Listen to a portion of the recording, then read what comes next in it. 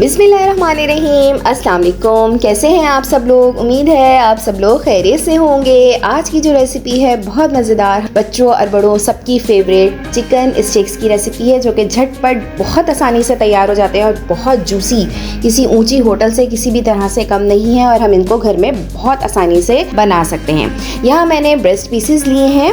Breast pieces को मैंने बीच में कट करके इसको मैंने फर्दर कट किया है, बीच में सेंटर में से। बहुत आसान है, ऊपर हाथ रख के आराम से अपनी तेज छुरी से जो है आप इसको कट कर लीजिए। ब्रेस्ट पीसेस को मैंने अच्छी तरह से पहले वॉश कर लिया है, इसको अच्छी तरह से ड्राई कर लिया है, इसमें पानी बिल्कुल भी नहीं है। इसके हमने 4 पीसेस कर लिए हैं। एक ब्रेस्ट पीस में से हमने 4 पीसेस निकाले हैं। सबसे पहले आप फोक की मदद से आपने अच्छी तरह से इन ब्रेस्ट पीसेस को ऊपर नीचे से अच्छी तरह से गोदना है। इससे ये होगा कि जो भी हम मसाले वगैरह, जूसेस वगैरह जो भी हैं, ताकि अच्छी तरीके से अंदर इसमें बहुत अच्छे से मैरिनेशन हो जाए। पानी बिल्कुल भी नहीं होना चाहिए, वरना आपका सारा मसाला जो है बह जाएगा, इस पे कोट नहीं होगा अच्छे तरीके से।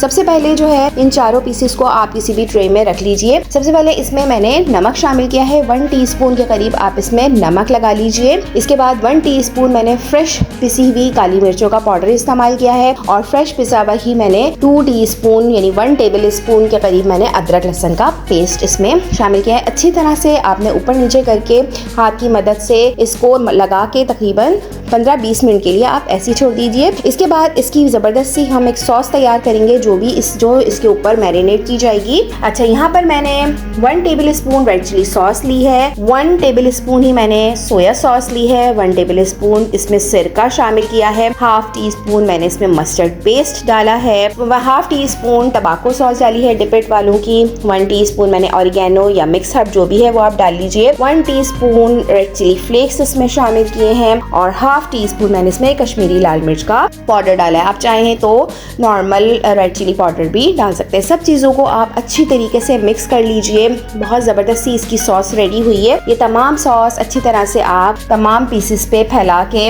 अच्छी तरह से इसको हाथ की मदद से मैरिनेट कर लीजिए। बहुत ज़बरदस्त मैरिनेशन इसकी होनी चाहिए। इसके लिए ज़रूरी है कि आप पीसेस को 1 घंटे का ज़रूर रेस्ट दें। अगर आप अर्जेंट बेसिस पे बना रहे हैं तो फिर भी 15 से 20 मिनट इसको ज़रूर मैरिनेट होने दें। अगर आपको बहुत अच्छा स्टेक्स का रिजल्ट चाहिए तो 1 दिन पहले आप जो है ये मसाला लगा के रखिए, फिर तो बहुत ज़बरदस्त स्टेक का टेस्ट आएगा। मैंने इसको 1 दिन पहले मैरिनेट करके रख लिया था, फिर मैंने इसको दूसरे दिन फ्राई किया था। अच्छे तरीके से आपने मैरिनेशन करनी है, बहुत ज़बरदस्त तरीके से। ये जो हमने फोक की मदद से इसमें गुदाई की थी, गोदा था गोश्त को, इससे जो है तमाम फ्लेवर्स, जूसेस बहुत अच्छे से अंदर इसमें एब्जॉर्ब होंगे। और अक्सर हम जब स्टेक्स वगैरह खाते हैं तो हमें अंदर से ऊपर से मसाला फील होता है, अंदर से बोटी में बिल्कुल जायका नहीं होता है, आपने नोट किया होगा। और चिकन जो है वो ओवर कुक होने की वजह से वो बिल्कुल ड्राई हो जाती है, तो ये चीज़ इसके अंदर बिल्कुल भी नहीं होगी। आपने इसको बिल्कुल ओवर कुक नहीं करना है। मैं आपको अभी टाइमिंग्स बताऊँगी, बस उतनी ही देर में आपने बस उतना ही इसको कुक करना है, तो आपके बहुत ज़बरदस्त स्टेक्स जो हैं वो रेडी होंगे। बस आप इसको 1 घंटे के लिए आप रेस्ट पे रहने दीजिए और फिर उसके बाद जो है हम इसको फ्राई करते हैं। फ्राई के लिए इसमें ज़्यादा ऑयल की बिल्कुल भी ज़रूरत नहीं होती, बस 3 to 4 आप टेबल स्पून ले लीजिए और पैन में उसको अच्छी तरीके से फैला दीजिए। ऑयल आपका अच्छा सा पहले गर्म होना चाहिए, ठंडे ऑयल में आप स्टेक्स बिल्कुल नहीं डालिएगा। ऑयल जब अच्छे से गर्म हो जाएंगे फिर स्टेक्स डालना शुरू करें। जैसे देखें मैंने स्टेक्स डाले हैं तो बिल्कुल बबल्स आना शुरू हो गए। इसी तरीके से आपका जो ऑयल है वो गर्म होना चाहिए। अब हम मीडियम लो पे जो है इसको फ्राई करेंगे। अच्छा, आपने 4 से 5 मिनट बिल्कुल इसको टच नहीं करना है, बस को छोड़ दीजिए।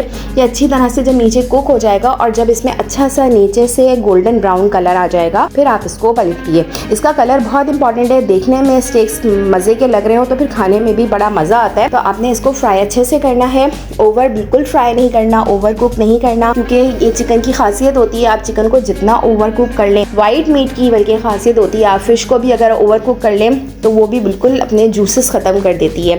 तो हमें इसके जूसेस बिल्कुल ख़त्म नहीं करने हैं और जूसेस के साथ ही इसको सर्व करना है। तो बस 4 से 5 मिनट नीचे से कुक हो जाएगा ये। फिर आप इसको आहिस्ता आहिस्ता पलटना शुरू कर दीजिए। मेरा जो 4th 1 पीस रह गया था वो भी मैं इसमें डाल देती हूँ, तो ये भी आहिस्ता आहिस्ता कुक हो जाएगा। बाकी 3 जो देखें मैंने इनको आराम से पलट लिया है और इसमें बहुत ज़बरदस्त सा गोल्डन ब्राउन कलर आ गया है। 4 मिनट्स मैंने नीचे से कुक किया है, 4 मिनट्स मैंने ऊपर से कुक किया है और देखें कितना ज़बरदस्त सा कलर आ गया है और ऊपर नीचे से चिकन जो है वो हमारी अच्छी तरह से कुक है, क्योंकि पीसेस जो हैं वो बहुत ज़्यादा थिक नहीं थे, थिन पीसेस थे, पतले पार्चे कटे हुए थे, तो बहुत ज़बरदस्त ये कुक भी हो गई है और बिल्कुल कच्ची नहीं है अंदर से, और तमाम जूसेस भी चिकन की बोटी के अंदर है। आप इस तरीके से बनाकर देखिएगा, आप लोगों के भी स्टेक्स इसी तरह से बहुत मज़े के बनेंगे। ये 3 स्टेक्स हमारे फ्राई हो चुके हैं, इनको मैं किचन टॉवल पे निकाल लूँगी ताकि एक्सेस ऑयल जो भी है वो किचन टॉवल पे आ जाए, फिर हम सर्विंग प्लेट में इसको सर्व करेंगे।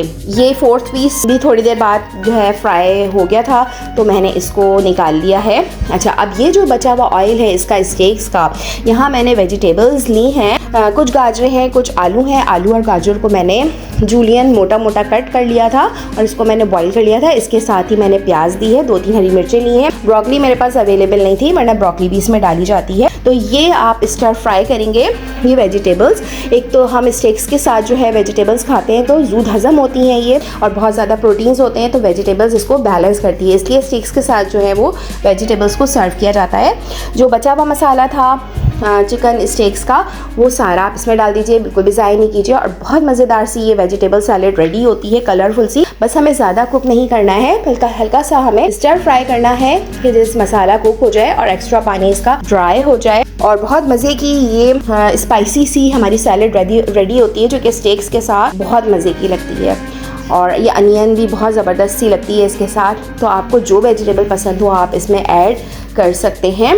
देखिए वेजिटेबल्स हमारी ज़बरदस्ती कुक हो चुकी हैं और वेजिटेबल्स की बहुत ज़बरदस्ती खुशबू आ रही है। तो बस आप ये प्लेट में वेजिटेबल्स जो है वो सर्व कर लीजिए। इसके साथ ही स्टेक्स भी आप प्लेट अपनी जिसमें आपने सर्व करना है वहाँ पे रख लीजिए। देखिए हमारा कितना ज़बरदस्त सा स्टेक्स का प्लेटर रेडी हुआ है, और प्रेजेंटेशन बहुत ज़बरदस्त होनी चाहिए। खाना देखने में अच्छा लग रहा हो तो पहले तो देखा ही जाता है, फिर खाया जाता है, तो देखने में तो ये देखने के साथ साथ खाने में भी बहुत जूसी बना था। आप इस रेसिपी को ज़रूर ट्राई कीजिएगा, और बहुत सॉफ्ट और हमारा टेंडर हुआ था चिकन का पीस, और बहुत मज़े का ये स्टेक रेडी हुआ था। उम्मीद है आप लोगों को ये वाली रेसिपी स्टेक की ज़रूर पसंद आई होगी, और मेरे वो सब्सक्राइबर्स और नॉन सब्सक्राइबर्स जो मेरे वीडियोस पे कमेंट्स करते हैं, अच्छे अच्छे प्यारे प्यारे मेरी वीडियोस को अप्रिशिएट करते हैं, उनका बहुत बहुत शुक्रिया।